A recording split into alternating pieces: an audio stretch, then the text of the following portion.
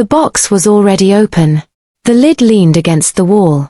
Empty velvet inside. A square mark in the dust where it used to sit.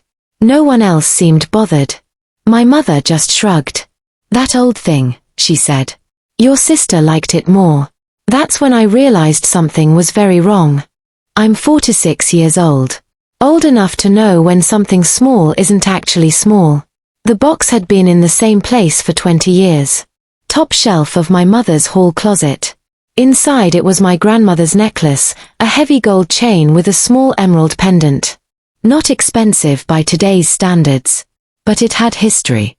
My grandmother wore it every day until she passed. Then it went to my mother.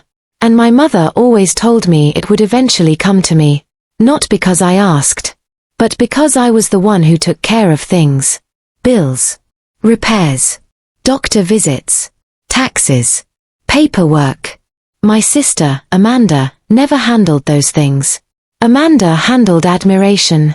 She was the bright one. The funny one. The one who always needed a little help. That had been the pattern for 30 years. And I accepted it. Until the necklace disappeared. I noticed it on a Tuesday afternoon while organizing some paperwork for my mother. She'd asked me to check the insurance folder.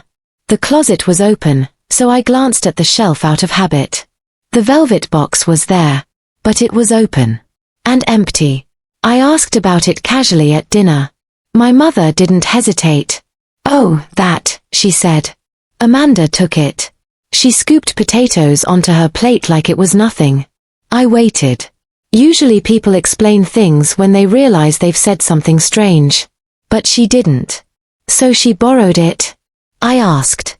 My mother shook her head. "No. I gave it to her." Just like that. Across the table, Amanda smiled at her phone. Didn't even look up. My mother continued eating. I kept my voice calm. "That necklace was supposed to stay in the family," I said. "It is in the family," she replied. The way she said it was strange. Not defensive. Not apologetic. Final. Amanda finally looked up. "Oh, come on," she said. "It's just jewelry." Then she laughed. The conversation moved on. No one else seemed bothered. But something about the moment felt rehearsed. The next morning I stopped by again to drop off some documents. Amanda's car was in the driveway. She was leaving as I arrived. The necklace was around her neck. I noticed 3 things immediately. First, it had been professionally cleaned. Second, the clasp had been replaced. Third, Amanda never wore gold. She preferred trendy silver pieces. Always had. She saw me looking. And for a split second, she touched the pendant. Like someone checking if something valuable was still there. Then she smiled. "Pretty, right?" I nodded. "Looks different," I said. "Yeah," she replied casually. "Had to get it appraised." Appraised. That word stayed with me. I didn't react. I just said goodbye and walked inside. My mother was in the kitchen. Making coffee. Humming. I asked another quiet question. "When did Amanda take the necklace?" My mother didn't look up. "Couple weeks ago." Couple weeks. That meant the clasp repair. The cleaning. The appraisal. All happened without a single mention. After 20 years of the necklace being treated like a fragile family heirloom. Something about that timeline felt wrong. But I didn't argue. I didn't accuse. I didn't even question it again. Instead, I finished organizing the paperwork. Then I quietly checked something else. My mother's financial folder. Because over the last year, Amanda had started showing up more often. And Amanda showing up more often usually meant something. Money. Loans. Temporary help. That pattern had existed for decades too. But this time felt different. The appraisal. The repair. The way Amanda touched the pendant. Like she was protecting it. Or hiding something. When I left the house, I sat in my car for a few minutes. Just thinking. Not angry. Just curious. Because sometimes the truth doesn't show itself when you argue. Sometimes it shows itself when you wait. So I stopped reacting. And I started watching. For the next 10 days, I changed nothing. I still brought groceries. Still handled my mother's mail. Still sat at her kitchen table and listened to the same stories twice because she'd started repeating herself a little more lately. I didn't mention the necklace again. That made people comfortable. Comfortable people get careless. Amanda came by 3 times that week. Once with coffee. Once with a shopping bag she made sure everyone saw. Once empty-handed, but wearing the necklace again. Every visit looked generous from a distance. Up close, it didn't. She never stayed long enough to do anything difficult. She never took my mother to appointments. Never checked her medications. Never asked about the utility shut-off notice I'd already handled. She appeared when there was an audience. Then disappeared before work started. On the Friday after the dinner, my mother asked me to help find a bank statement she said was missing. She thought it might be in the drawer beside the phone. While I was looking, I found an envelope from a local jeweler. It was already open. Inside was a receipt. Cleaning service. Clasp replacement. Written appraisal. The date was 3 weeks earlier. The item description was precise enough that there was no doubt. Grandmother's necklace. Gold chain. Emerald pendant. Appraised value, $18,400. Below that was something else. A second line item. Same customer name.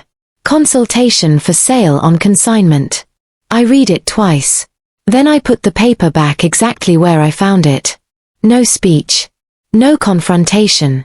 Just the first clean piece of proof. Later that afternoon, I drove past the jeweler on my way home. I didn't go in. I just looked at the storefront and kept going. I wanted more than suspicion. More than one receipt in an envelope. The next proof came 2 days later, and it came by accident. My mother had called because her printer wasn't working. When I arrived, she was in the backyard with a neighbor.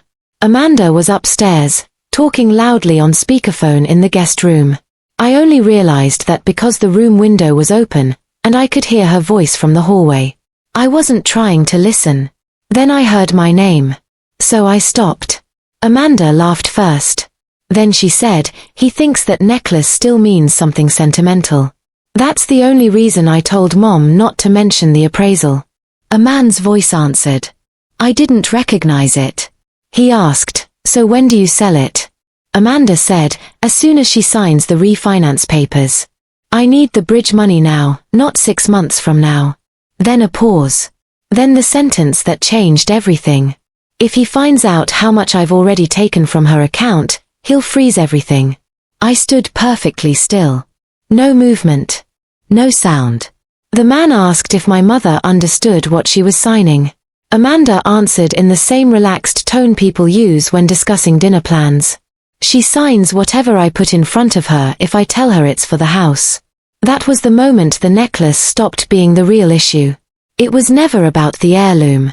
The necklace was just one more asset. One more thing converted into cash. One more way to pull money out of a woman who trusted too easily and checked too little. I walked downstairs. Slowly. I fixed the printer. I smiled at my mother. I drank half a cup of coffee. Then I told her I had to leave early because of work.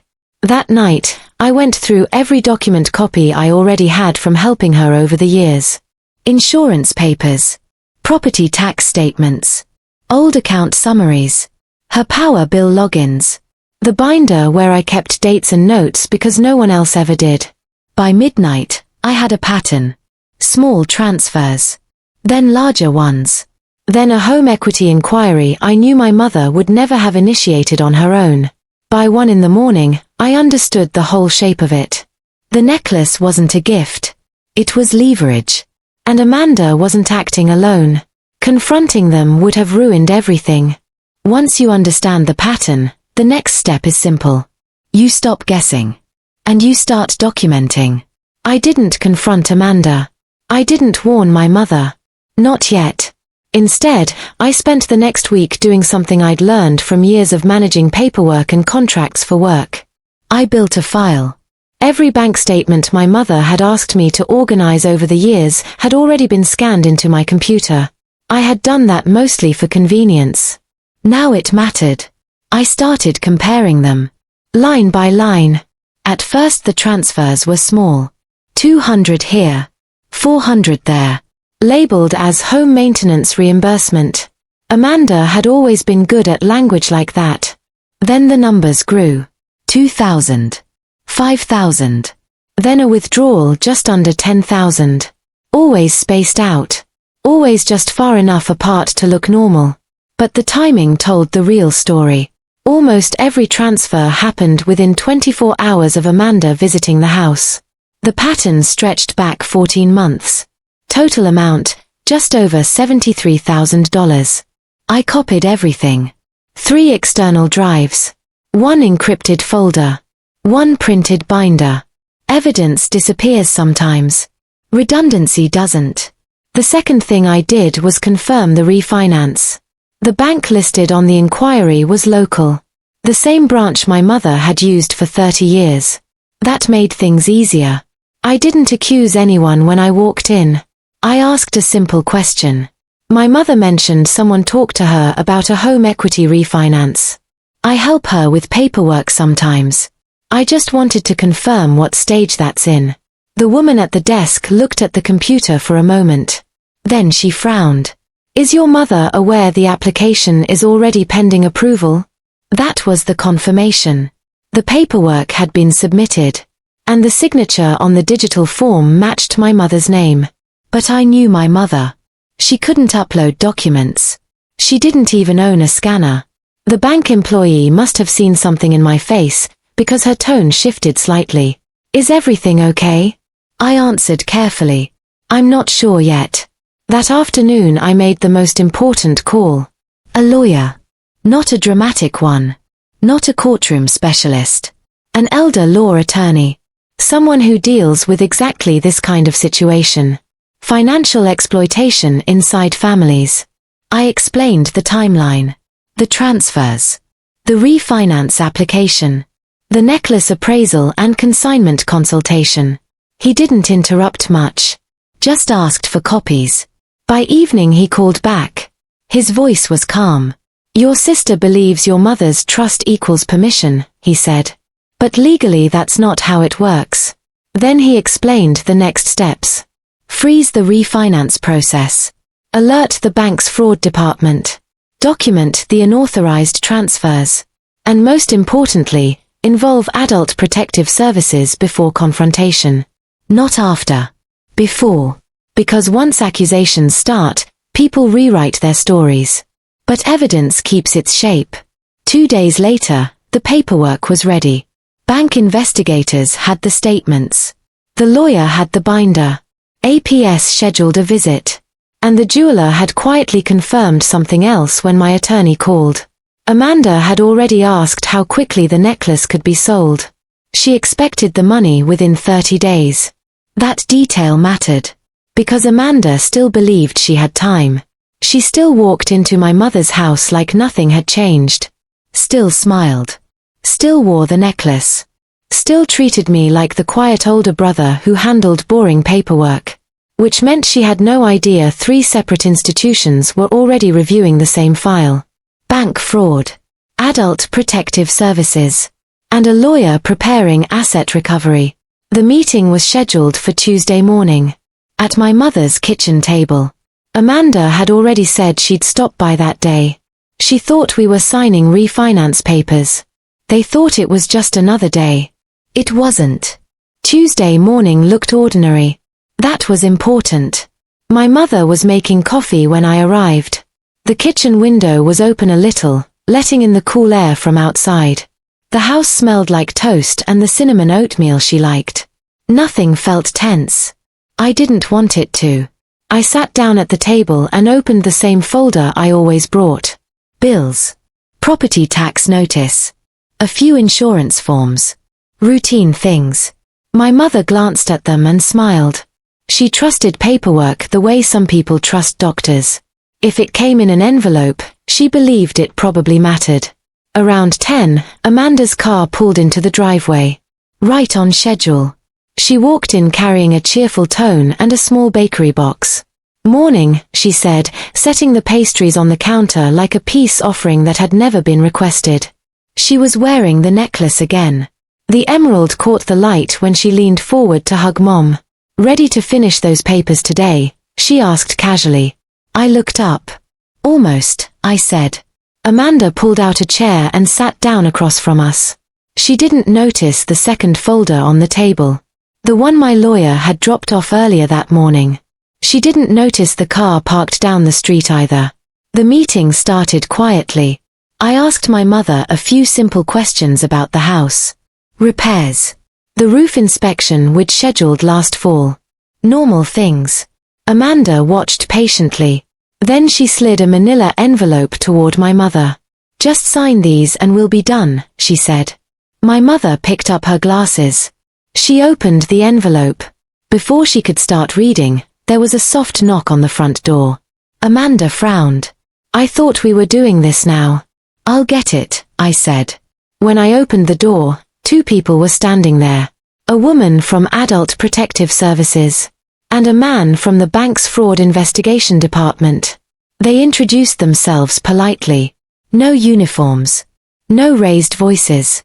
Just clipboards and calm expressions. Amanda saw them when they stepped into the kitchen. Her smile disappeared. The woman from APS spoke first. "We're here to review some financial documents regarding Mrs. Carter's accounts," she said gently. My mother looked confused. Amanda tried to recover quickly.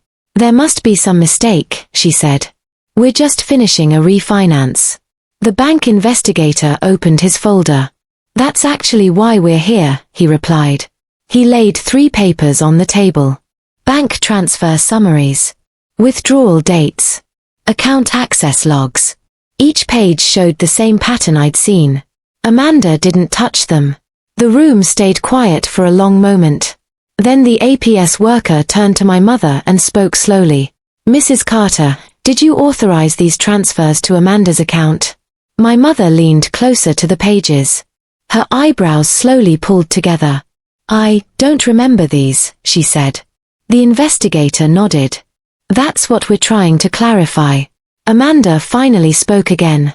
"They were reimbursements," she said quickly. "For things I paid for." No one raised their voice. No one argued. The investigator simply turned another page. "That explanation doesn't match the transaction notes," he said. Then he placed the jeweler's appraisal copy beside it. "And the consignment consultation record." Amanda stared at it. For the first time that morning, she didn't have anything ready to say. The lawyer arrived a few minutes later. He explained the legal position calmly. Unauthorized financial transfers. Attempted refinancing without informed consent. Asset liquidation planning. All documented. Amanda's shoulders sank slightly. The confidence she walked in with was gone. The necklace was still around her neck. But suddenly it looked heavy. The investigator eventually asked her to remove it and place it on the table while the asset review continued. She hesitated. Then she unclasped it. The emerald pendant rested on the wood surface between us. Exactly where it had belonged all along. The process took a few hours. Statements were signed. Accounts were temporarily frozen. The refinance application was cancelled. Recovery proceedings began. There was no shouting. No dramatic scene. Just paperwork. And consequences. A week later the necklace was returned to my mother's safe deposit box. The bank restored the remaining funds. The investigation into the missing money continued. Amanda stopped visiting. The house became quieter again. Less chaotic. Less tense. A few evenings later I stopped by after work. My mother was watching television in the living room. The same soft lamp glowing beside her chair. She looked up when I came in. "Thank you for helping with all that paperwork," she said. I smiled. "Of course." She turned back to her show. The house was calm again. No tension in the air. No strange conversations behind open windows. Just the familiar quiet of an ordinary evening. That night, everything was quiet.